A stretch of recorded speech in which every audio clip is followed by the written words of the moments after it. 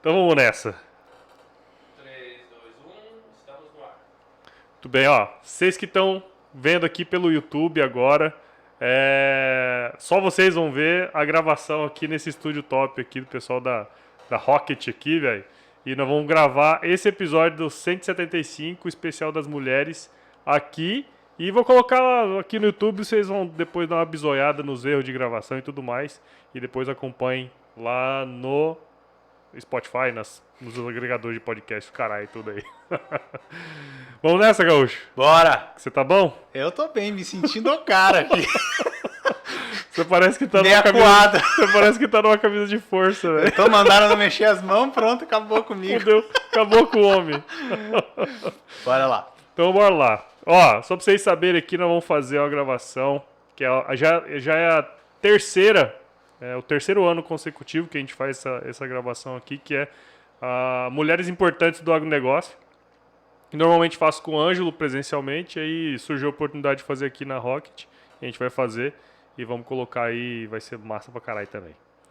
Vamos nessa aí, Gauchinho? Bora. Então vambora. E aí, pessoa? Tudo beleza? Estamos começando mais um episódio do Agro Resenha. E dessa vez, pra gente falar novamente, o terceiro episódio, 3 anos consecutivos já, fazendo um episódio especial dedicado ao mês das mulheres. E vamos repetir a dose aqui, né, Gauchinho? Sempre a cada 10 episódios, você tá com a gente aí. Como a gente fez no ano passado, a gente vai falar aqui algumas mulheres importantes do agronegócio. Já virou tradição aqui no podcast. Então, seja bem-vindo, Gaudério da Fronteira. Show de bola, bom demais estar aqui de volta. Sempre a cada 10 episódios. Muito bom. Bem, tamo aí, né, Paulo? Aqui, estúdio top, falando show de bola. Então, vamos curtir aí esse 175 podcast, né? É isso Cada aí. dia, cada semana um a mais aí. Daqui uns dias eu quero ver, né? Vai ser que nem lá o Café Brasil, episódio 700 e pouco, hein? Cara, já tá estamos aí chegando. também, não vai me escantear depois que crescer, hein? Cada 10 tem que estar aí. Não, imagina, cara. Na verdade é o seguinte, você que está escutando aí no podcast, né, no seu agregador aí favorito, se você quiser dar uma bisoiada de como foi essa gravação, dá um pulinho lá no YouTube. A gente, pela primeira vez, estamos gravando num estúdio de verdade. Então, se você quiser dar uma bisoiada lá, dá um pulo no YouTube do Agro Resenha, tá certo? Bom, Gaúcho, vamos nessa, né? Porque nós vamos falar hoje de 4 mulheres top aí que marcaram e marcam ainda história no Brasil e no mundo aí, cara. E tem muito conteúdo pela frente aí. Tem muita Exatamente. informação sobre essas mulheres top aí. Exatamente. Então, firma o golpe aí que nós já estamos de volta.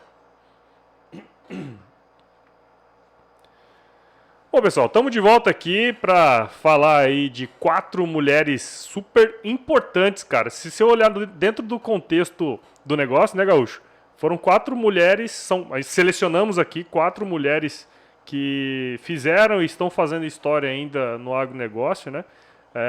Até rolou um quiz lá no Instagram que eu pedi indicações de mulheres, só que eu acho que eu fiz cagada lá, né, cara?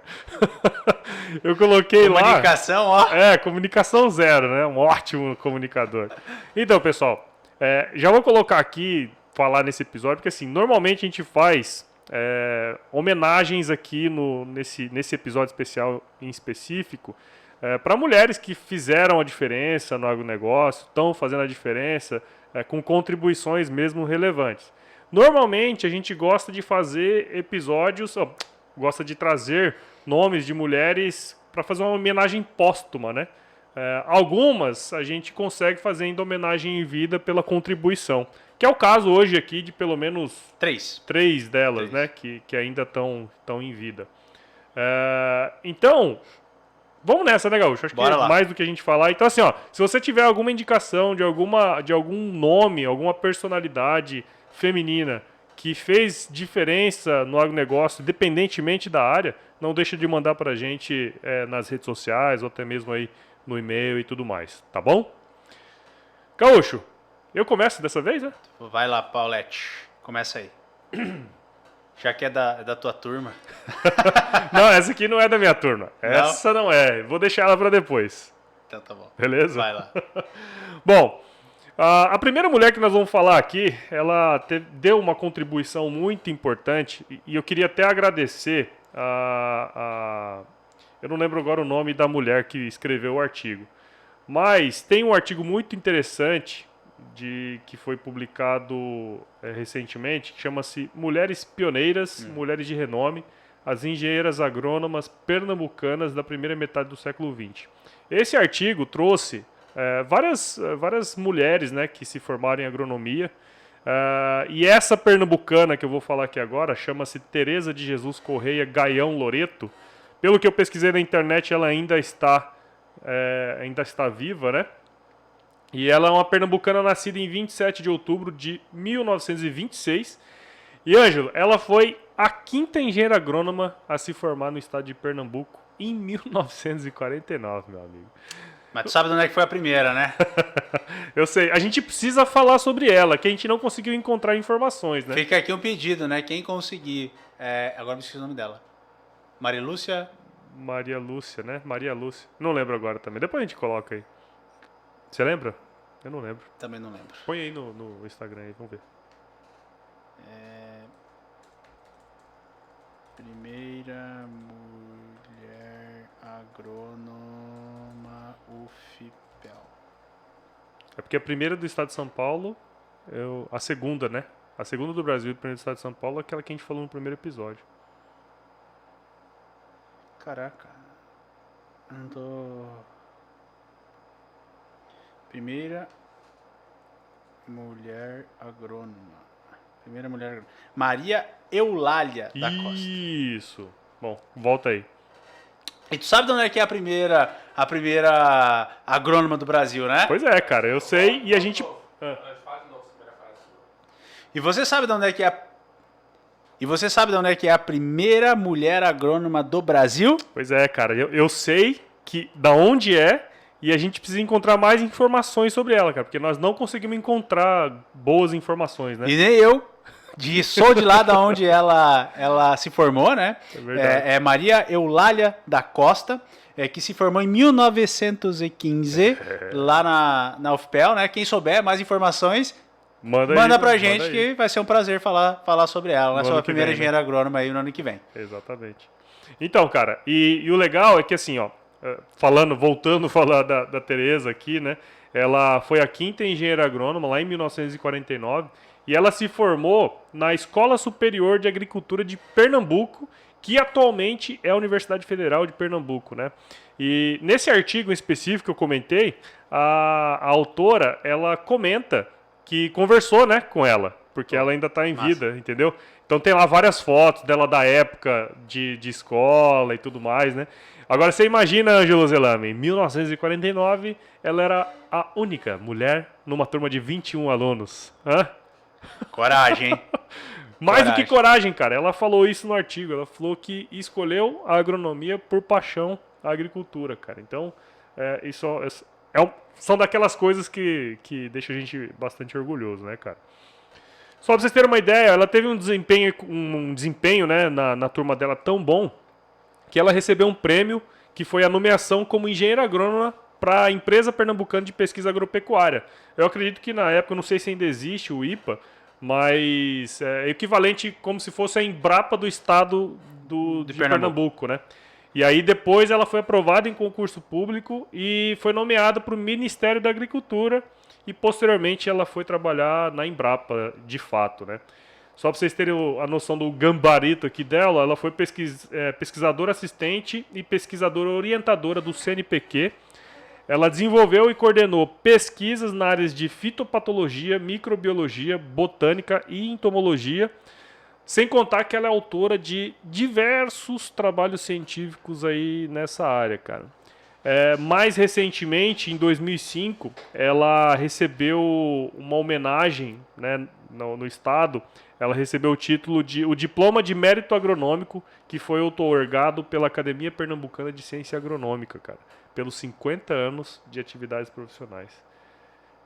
Igual ela, não tem muitas, né? Mas depois que essas mulheres aqui abriram as porteiras, hoje você vê aí, né, cara, muitas mulheres entrando na agronomia, nas ciências agrárias como um todo, né? Exatamente. É um pioneirismo, né, muito grande delas, e que eu fico pensando, né, cara, o quão difícil, né, deve ter sido a vida, né? Pesquisando um pouco mais, a gente percebeu o quanto era complicado, né, para elas, né? Na verdade, ainda né? Ainda tem muito né? preconceito com as mulheres aí que vão a campo, né? Imagine em 1940, né? Pois é. Mas elas realmente são pioneiras aí e abriram muito espaço para várias outras, né? Exatamente. E mais do que isso, né, cara? Com contribuições. Que eu acho que se a gente pegar todas as mulheres que a gente trouxe nesses episódios especiais, né? Acho que o legado que elas deixaram é uma coisa muito interessante. E eu gostei muito, cara. Acho que, fica o pedido aí para quem estiver escutando e quiser fazer um artigo como esse foi feito aqui, cara. Porque mais do que falar sobre a presença feminina no agro, é contar a história de mulheres que fizeram a diferença, né? Enquanto não tinha Instagram ainda. Exatamente. Fizeram a diferença raiz. Raiz. Mas isso aí, cara. Fica a nossa homenagem aqui, então, a Tereza de Jesus Correia Gaião Loreto. Show de bola. Vamos pro próximo, então? Vamos pro próximo, Gaúchão. Então, eu tô numa pegada, Paulo, de ler biografia. E as leituras de biografia estão me ajudando pra caramba, né? Porque a gente consegue ver tudo que tem por trás de uma grande pessoa, né? Enfim, de um grande projeto. Em cima disso, eu acabei pesquisando um pouco mais aí, achei algumas coisas muito, muito bacanas da Mariângela Hungria da Cunha. Atualmente, ela trabalha na Embrapa Soja, mas eu vou contar um pouquinho da história dela para a gente ver como coisas pequenas no início da vida fazem uma diferença para as pessoas. Ela nasceu em São Paulo e viveu até os 10 anos em Itapetininga, em São Paulo, onde completou o curso primário no Instituto Imaculada Conceição. Filha e neta de educadores, aos 8 anos decidiu ser microbiologista.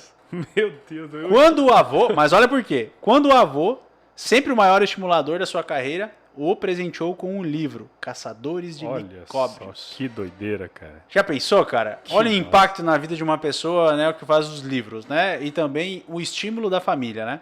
Hoje que a gente tá nesse mundo mais da leitura, a gente percebe o tanto que isso impacta, né? Impacta muito. Uma etapa decisiva na sua formação acadêmica foi no curso de ginásio e científico na parte de biologia no Colégio Rio Branco, já em São Paulo, onde estudou com a bolsa de estudos e recebeu vários prêmios. Geralmente essa mulherada era fera, né? Crânio, né? Crânio. Exato. Cursou engenharia agronômica na Escola onde? Superior de Agricultura Luiz de Queiroz, a Exalc. Com o pai. Em 1979 ela se formou. Hein, lá às vezes tem uns inteligentes. Mas a maioria é marqueteira. No segundo ano de faculdade, foi mãe da Ana Carolina e logo depois da Marcela. As filhas sempre representaram a maior estímulo para prosseguir de modo direcionado com a pesquisa.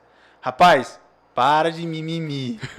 Olha isso aqui, cara. A gente mimimizando aqui. Mimimizando demais, cara. Olha isso. Nos últimos anos de graduação, descobriu e se encontrou na pesquisa de fixação biológica de nutrientes, de nitrogênio. E aí, introduzida pela doutora Ruschel, né, na época, com quem ela fez mestrado em solos, né, lá na Exalc, e depois ela cursou doutorado em Ciências do Solo na Universidade Federal do Rio de Janeiro. Então, imagina, com 2 filhas, né, faculdade, mestrado e doutorado. Mas ela teve, né, nesse momento, né, teve uma tese muito bacana e a Embrapa, né, acabou levando ela para ir para ciências. Volta aí. Pode ir. Além disso, ela cursou doutorado em ciência do solo pela Universidade Federal. Peraí, onde você tá, cara? Caraca, velho, eu fiz cagada aqui. Cortou aí. Logo no. Beleza, vai agora. Logo no primeiro ano, ela recebeu o convite para ser efetivada como pesquisadora da Embrapa. Ó, pensa bem, cara. A bicha véia era muito boa mesmo. Por quem? Pela Joana Doberainer. Você sabe que a Joana Doberainer nós falamos no primeiro episódio, lá em 2019. Exatamente. Exato. E ela foi a pioneira Exatamente. na fixação biológica de nitrogênio no Brasil. Exato. Então, depois disso, ela cursou pós-doutorado em microbiologia na Universidade de Cornell, Cornell. Além disso, ela cursou pós-graduação em microbiologia, pós-doutorado, né? Pós-doutorado. Em microbiologia na Universidade de Cornell e terminou em 89. No ano que eu nasci, ela estava terminando pós-doc. Em fitoquímica e sinalização molecular de plantas e micro-organismos da Universidade da Califórnia, em 91. Posteriormente, também realizou um pós-doutorado na Universidade de Sevilha. Pensa, cara. Que loucura, né? Estudou pra caralho. Muito. Em julho de 91, transferiu-se para a Embrapa Soja, em Londrina, e desde o princípio trabalhou ativamente no Instituto Agronômico do Paraná, no IAPAR, né? E na Embrapa Cerrados iniciou a carreira como professora e orientadora de pós-graduação na Universidade Estadual de Londrina. UEL. Sabe quem é da UEL? Não. Quem é da UEL é a nossa amiga Tassiana Reis. A Tassiana é da UEL? Acho que ela formou na Olha UEL, se não só, estiver cara. enganado. É legal, porque quando a gente ia nos Interpets, a UEL era o que mais fazia barulho. Era nós é a UEL. Tinha uma raiva. Era UEL. Nós, pel. Além dessas, possui hoje intensa colaboração com várias outras instituições nacionais e internacionais. Enfim, a mulher é fuçada. Já orientou mais de 50 alunos de graduação e pós-graduação, né, que muito aí tem orgulho, né, de terem sido orientados por ela. Como pesquisadora, Mariângela atuou principalmente em biologia do solo e tem mais de 700 publicações. Barbaridade. Se você botar escavador, o nome dela, eu nunca vi tanto artigo. É apavorante, cara. Mas muita coisa. É que a temática dela é muito buscada também, né, cara? Mas ela produziu, cara, 700 publicações. Produziu pra caralho, né? Entre trabalhos científicos, livros, capítulos de livros e publicações técnicas, além de ser revisora de mais de 200 revistas indexadas nacionais e internacionais. 20 revistas. Além de ser revisora de mais de 20 revistas indexadas nacional e internacionalmente. Vários trabalhos dela foram transformados em produtos de grande utilidade para a agricultura brasileira. Isso aqui é um ponto importante. Ela não fez publicação para publicar. Várias coisas que ela publicou são hoje produtos, né, que são utilizados. Como? Ela lançou mais de 20 tecnologias, incluindo risóbios para a cultura do feijoeiro, aspergillus para Azospirillum para o milho, trigo, braquiária, enfim, um monte, né, de fixador de nitrogênio, né? E trabalha com. Além disso, ela trabalha com várias parcerias privadas em desenvolvimento de novos inoculantes e microbianos com diversos produtos já registrados e comercializados. Recentemente, Mariângela assumiu a curadoria do Banco de Germoplasma de Micro-Organismos para a produção de inoculantes microbianos, né, homologado aí pelo Ministério da Agricultura. Né? Enfim, é uma pessoa que realmente fez muito, né? Pesquisou muito, mas principalmente botou em prática aquilo que pesquisou, que hoje eu acho que é algo muito necessário, né, cara? É o que a gente chama de pesquisa aplicada, né? Exatamente. Ela, de fato, pesquisou um negócio que foi aplicado e hoje faz a diferença, assim, qualquer lugar que você vai que tem cultura de algodão, cultura de soja, feijão e tudo mais, é comum, né? Já é comum. E é necessário. E eu quero agradecer aí a Academia Brasileira de Ciências, de onde eu tirei parte desses textos, né? E que tem um grande resumo da carreira dela. E é muito bacana poder não ver apenas depois da faculdade, né? Mas entender todo o processo, como que ele aconteceu. Né? Eu acho que é muito bacana isso, né? Então, show de bola. Uma coisa que é importante, que a gente sempre tenta trazer aqui, é resgatar essas histórias. E eu acho que o podcast é uma coisa legal que a gente pode deixar isso aqui eternizado. Né? Exatamente. Então, quem chegar aí... Quem estiver escutando esse podcast em 2025... Ô, louco, bicho! Vocês saibam que isso aqui foi feito com muito carinho em 2021. No meio da pandemia. No meio da pandemia. Com certeza agora você já vai estar podendo sair para almoçar sem máscara. Espero. Também espero. Vamos lá, então. Galdério, eu vou contar uma história aqui que, pra mim, particularmente, é uma coisa... O homem até se acomodou melhor na cadeira. É uma coisa muito importante, que é o seguinte, cara. Quando a gente fala de Exalc, né, todo exalquiano sente uma paixão descabida e desmedida meu Deus, da nossa querida escola. A gente não fala universidade nem faculdade. É o único que vocês falam escola. É só escola. Lá é uma escola, cara. Escola pra vida. A escola, a Exalc existia antes da USP. Então nós não chamamos de universidade, nós chamamos de escola. Até hoje. E ó, se o bicho entra lá e chama de facu, já toma um pé no ouvido já. Ralo! Já toma no pé do ouvido já. Mas enfim, quando a gente fala de Exalc, inclusive no nome tá lá, né? Escola Superior de Agricultura Luiz de Queiroz. Obviamente a gente pensa no Luiz Vicente de Souza Queiroz, que inclusive é o que eu falei, dá nome à escola, né? Eu não tenho dúvida, cara, que se você for lá, tudo gira em torno de Luiz de Queiroz. A rodovia que chega na cidade chama Rodovia Luiz de Queiroz, né? A Exalc, tem a Rua Luiz de Queiroz, tem um monte de coisa. Ele foi um baita do empreendedor, ele idealizou a escola, que hoje é uma das melhores do Brasil, e está entre aí no top 5 do mundo de ciências agrárias. A grande questão, cara, é que eu lembro que quando eu entrei na escola, a gente tinha que decorar os nomes, né, das pessoas importantes, para não tomar ralo. E um deles que a gente decorava era o nome dela, Dona Ermelinda Ottoni de Souza Queiroz, que é a sua esposa, foi sua esposa, né? E, cara, sabe que ela teve um papel fundamental na realização do projeto da Exalc? Porque, assim, ó, ela era filha de um conselheiro do Império chamado Cristiano Ottoni, e tem uma palestra feita pela historiadora Marli Perecin, que está disponível no site da FEA, que fizeram uma pesquisa com os dos empreendedores e desbravadores do Brasil no passado. Ela, de acordo com ela, a Ermelinda, ela era uma figura muito à frente do tempo. Naquela época, né, a gente pode imaginar que as mulheres, em forma geral, elas se escondiam em casa, e era muito comum a mulher andar 2 passos atrás do marido. Isso era muito comum na época, né? Só que ela, velho, a dona Ermelinda, ela andava lado a lado com o Luizão, cara. O Luizão piava fino perto dela. E o mais interessante é que ela apoiava ele muito nos negócios, né? Então, ela, além dele ser um grande empreendedor, ela era uma grande empreendedora. E isso vale muito, né, cara?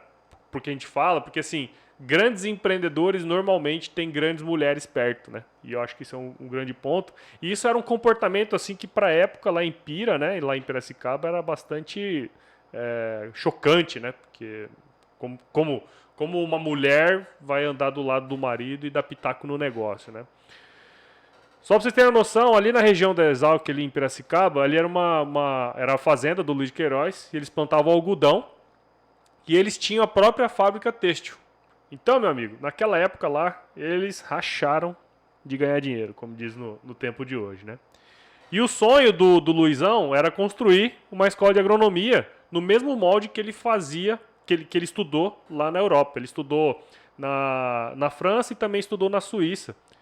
E como ele estudou na França, imagina, você estudar na França, 1800 e tralalá, Revolução Francesa, e os caras. Ele tinha um posicionamento político abolicionista, só pra você ter uma noção, ele aboliu todos os escravos da fazenda dele, né? Antes de tudo isso. E ele era um cara bastante republicano. E o que aconteceu por ele ser dessa forma? Ele colecionou muitos inimigos que eram os conservadores da época, né? E querendo ou não, ele ter essa inimizade com essas pessoas poderosas foi um entrave grande para a construção da escola, da Exalc, né? E aí você imagina, né? Isso deu um trabalho do caramba e a dona Ermelinda estava ali segurando a rédea com o cara, né? Só para você ter uma ideia do trabalho que isso aí deu, ó. Ele foi no governo do estado para pedir uma subvenção para a construção da escola, que foi negada. Depois disso, ele pediu que fosse concedido só o frete gratuito dos materiais para a construção. E acredite ou não, foi negado também. Bem na mesma época, a Câmara dos Deputados lá de Pira resolveu promulgar uma lei.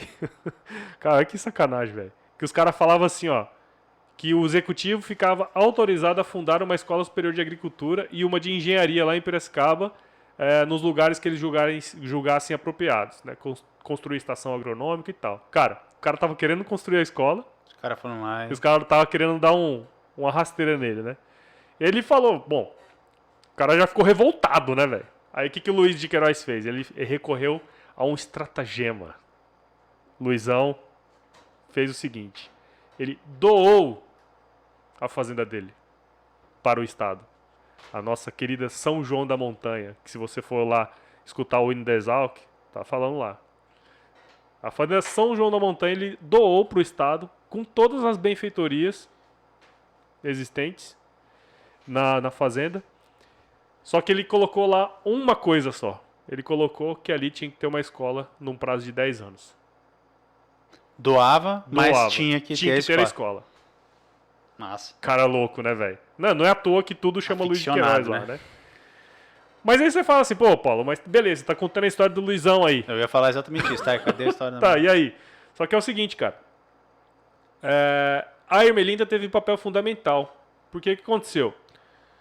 Nesse tempo todo, ela apoiou ele, tanto nos negócios. Você imagina, você brigar com o governo, brigar com gente importante.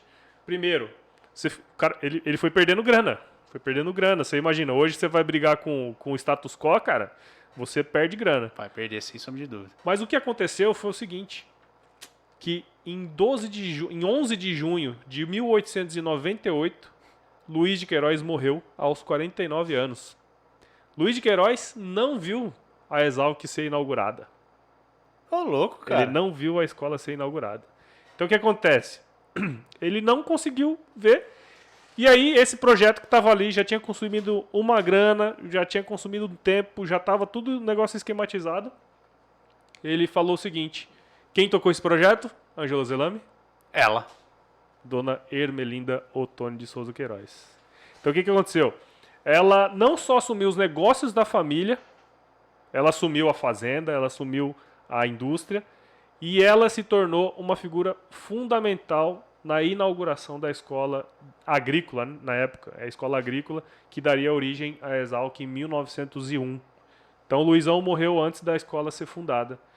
Tem uma coisa que se conta, né, que foi a dona Ermelinda que bordou a primeira bandeira da Exalc, ainda que essa relíquia nunca tenha sido encontrada ali nas coisas, né.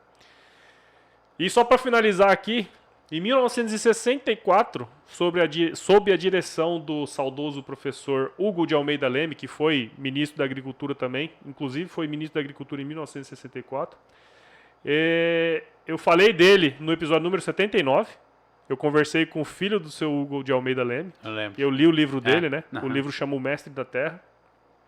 Foi sob a direção dele que os restos mortais de Luiz de Queiroz e Dona Ermelinda Ottoni foram trazidos de São Paulo e enterrados na frente do prédio central da Exalc. Se você for lá olhar, sabe onde está a bandeira? Você olha lá? Não, eu vi. Ali é o Quando eu fui túmulo lá, eu vi. do Luiz de Queiroz e da Dona Ermelinda. Eles estão os dois enterrados lá. E ó, eu queria contar essa história que eu não sei se eu já contei em outro lugar. Você sabe qual que é a história daquele... Porque assim, normalmente quando você tem uma pessoa muito importante, você faz um mausoléu, uma coisa grandiosa, né? E eles não têm nada disso, né? Não. Isso foi uma ideia do seu Hugo de Almeida Leme. Sabe o que ele fez? Ele falou assim, cara, eu vou colocar os dois enterrados aqui na frente e vou falar assim, ó, tá lá na lápide, tá assim, ó. A Luiz Vicente de Souza Queiroz, o teu monumento é a sua escola. Ô, louco. É por isso que tem esse negócio lá. Porque é o seguinte, eu não preciso Massa, hein? fazer um grande monumento. Já tá monumento lá. O seu monumento é a sua escola. Então a escola é o monumento dele. Que doideira, né? Só que aí eu quero colocar aqui uma coisa só. Que também é um monumento à Dona Ermelinda, né, cara? Porque ela segurou a onda e foi muito, muito importante na fundação da escola que eu estudei. Muitas outras, acho que já foram 15 mil agrônomos formados lá. Então, ela morreu em 7 de abril de 1936, Dona Ermelinda. Pô, ela Ottoni. viveu muito tempo ainda Muito depois, tempo. né? Então, ela foi muito importante em todos os aspectos, né? Do negócio, né? Porque provavelmente deu um baque danado nos negócios da família, mas também na parte da fundação da escola, enfim. Ela devia estar ali no dia a dia, né? De 1901 a 1936. Então, cara, muito importante. E quem me deu essa ideia, se eu não estiver enganado, foi o Caio Zitelli. Ele falou assim, cara, todo mundo fala do Luiz de Queiroz, mas ninguém fala da Dona Ermelinda. Você podia puxar isso aí. Eu falei, bom, vou fazer e fiz mesmo. Ficou legal. Ficou muito massa, cara. Pô, muito legal. Eu não tinha noção disso e... É bacana. Eu escuto todo dia de manhã, eu vejo o YouTube do... Ih, caralho, fugiu o nome agora. De quem, cara? O jornalista aquele. Como é que é o nome do jornalista? O Cabeça Branca? É, o... De Brasília? De Brasília. Alexandre Garcia. Alexandre Garcia. Todo dia de manhã eu escuto o YouTube, tipo, tomo café vendo ele falar, né? Que ele fala no dia anterior, o Alexandre Garcia. E, cara, ele sempre traz uma história, sabe? Ele sempre traz uma história pra trazer luz, sabe? Pro que a gente vê. Porque no Brasil a gente passa muita coisa muito importante que a gente poderia estar trazendo, né? E que são passagens que fazem muitas vezes a gente mudar até a forma de a gente pensar, né? E ele sempre traz alguma coisa bacana, sabe, do início. E tô curtindo pra caramba, cara. Até e o que eu acho legal dele é que assim, eu vivi essa história, ninguém me contou. Exatamente, cara. Exatamente. Eu estava lá, eu falei com o filho dele, eu falei com eles, caraca. É foda, né? É muito massa, isso me faz todo dia. Pô, parece que sinto falta se eu não escuto, né? E essa é uma história fantástica, né? Que muita gente não desconhece. Pois é, cara. E eu acho que dos legados que eu acredito que a gente vai deixar nesses episódios especiais aqui, eu gostaria de fazer muito mais, né, desse tipo de episódio, né? Mandem pra gente, né? Pô, a hora que você estiver ouvindo boas, isso, né? manda pro perfil aí do Agro Resenha, ó, cara, pensa uma pessoa assim, assim, assado, né? Pra depois a gente ter pra fazer. Exato. Porque dá um trabalho da pega isso aqui, porque não tem material, não tem, cara. Não tem muito material. pouco material. Exato. Muito pouco. São poucos, né?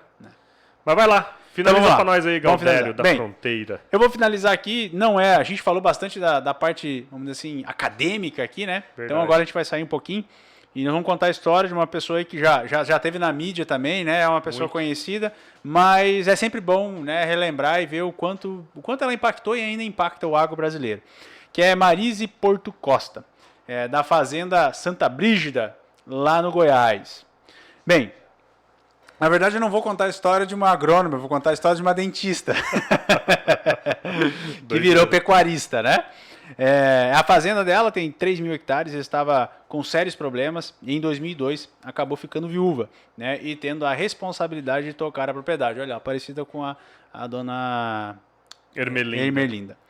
Porém, segundo ela, não sabia nem por onde começar e por muitas vezes, né, colocou dinheiro do seu consultório na fazenda para conseguir pagar os peões aí. Que doideira, velho. Os custos eram altíssimos e a produtividade do rebanho era muito baixa. Quase me descabelei a forma como ela conta, né? Pensando em como iria pagar as contas. E tudo piorou quando vi quanto custava caro para recuperar as pastagens da forma tradicional, né? Fazer toda a parte de recuperação, plantar, enfim.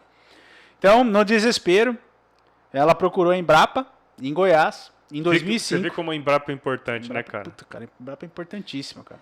Só que aí que tá, né? Não é uma coisa passiva, é ativa, ativo, né? Pô, eu fui lá ver o que eu preciso melhorar, né? Eu não fico esperando receber o conhecimento, eu vou à busca do conhecimento.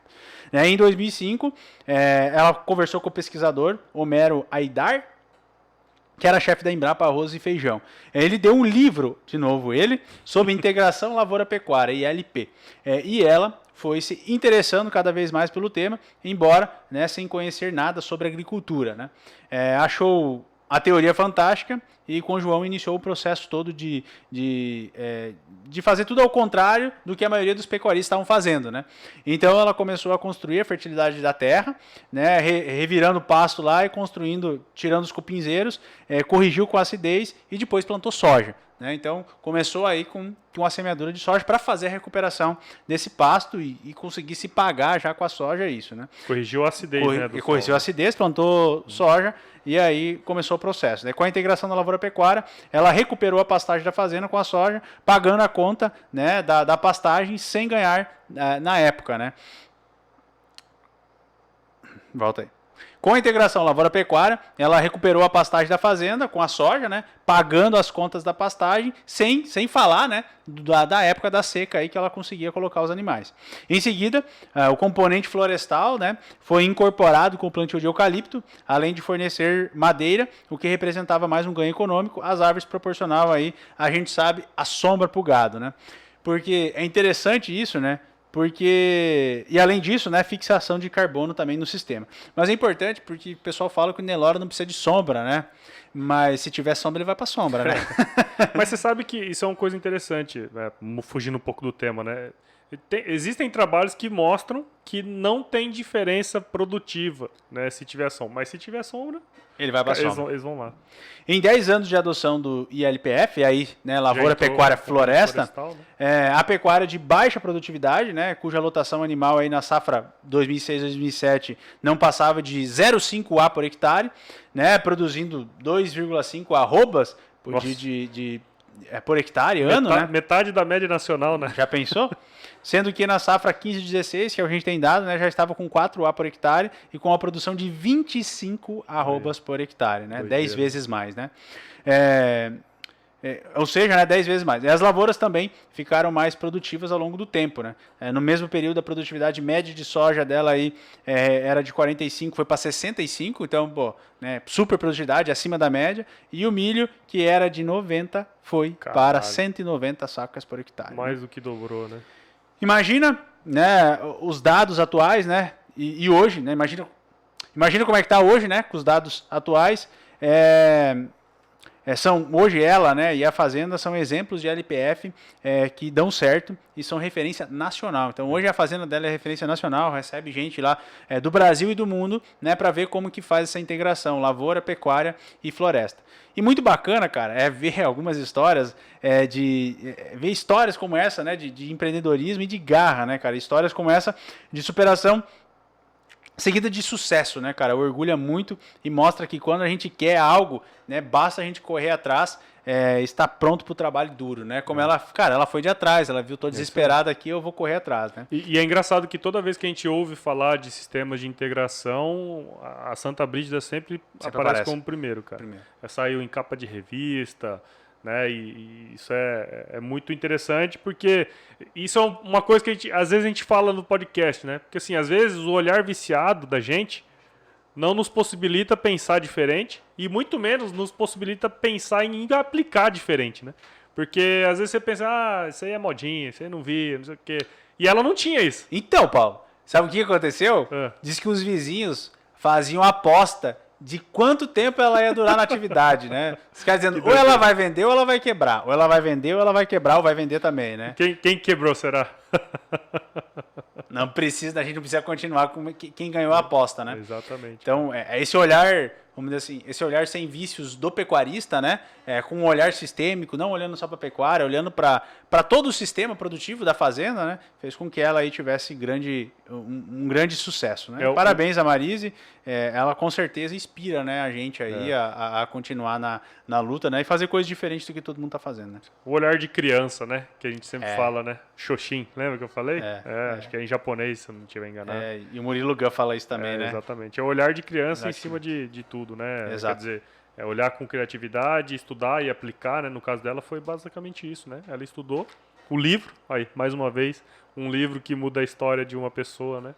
E muito legal, cara, muito legal a história dela. Eu já tinha ouvido falar, mas nunca tinha pesquisado a fundo, cara. Valeu por ter trazido a história dela aí, Gaúcho. Muito bom, então, cara. Acho que, bom, teve bom aí, né, cara? 4 histórias, 4 mulheres de garra aí que fizeram acontecer, estão fazendo ainda, né? Algumas delas estão fazendo acontecer ainda. Então, a gente não podia deixar de falar sobre elas e trazer aqui um pouquinho da história, né, cara? Muito obrigado aí por participar de novo com a gente aí, Galdério. Tamo junto. É isso aí, cara. Bom, se você que tá aí do outro lado tiver algum comentário aí sobre esse programa, enfim, quiser trocar uma ideia com a gente, só seguir a gente lá nas redes sociais. Estamos disponível no Instagram, no Facebook, no Twitter. Tem também o nosso grupo do WhatsApp, né? O link está na bio da Instagram. E a gente também tem o nosso canal do Telegram. É só entrar no nosso site e pegar o link lá e entrar lá para falar com nós. Ou também escrever um e-mail para contato@agroresenha.com.br. E não deixa de assinar o nosso podcast. Nós estamos disponíveis em todos os agregadores. Apple, Google Podcast, Spotify, Deezer. Onde você buscar nós aí, nós estamos lá. E, Ângelo, nós fazemos parte da Rede Agrocast, a maior, mais bonitinha e fofinha rede de podcasts do agro do mundo do Brasil. Fofinha pra acabar, hein? Cara, acho que foi bom. Show de bola. agradecer novamente aos nossos amigos aqui da Rocket, né? Que liberaram o espaço aqui pra gente poder gravar nesse Agora eu estúdio vou falar, profissa. cara... Tá até difícil voltar a gravar de outro jeito, mas né? Não vai ser fácil não, hein, cara. Me senti cuidado aqui, o pessoal em câmera, e passando, câmera, e fazendo. isso, Eu disse, aquilo. que isso? Mas me falaram pra eu não mexer com as minhas mãos aqui, tive umas dificuldades. Tá parecendo tá uma camisa de força aí. Mas foi bom, cara. Achei que ficou um episódio muito, muito legal aí. E qualquer dúvida aí é só falar com nós. É isso aí. E um abraço para todas as mulheres, né? Principalmente as mulheres aí das nossas vidas aí, né? As mulheres. As mulheres das nossas vidas aí que muito nos trazem felicidades também. É isso aí. Parabéns a todas. Parabéns a todas as mulheres. E agora nós teremos aí alguns episódios com mulheres nas próximas semanas também. Vamos trocar um pouco de ideia. Mas esse aqui é o para abrir a temporada da mulherada aqui no Agro Resenha. Show de bola, Paulette. Show de bola, Galdério. Ficamos assim então. Se chover... Não precisa molhar a horta, hein, cara. Valeu, é nóis. Agora já acabou a gravação aqui, ó. Vocês que estão aí no YouTube, valeu. Tchau, tchau. Um beijo Falou. no coração, não deixa de se inscrever aí e fazer todas as paradas que precisa fazer. Um beijo e um queijo. Isso aí.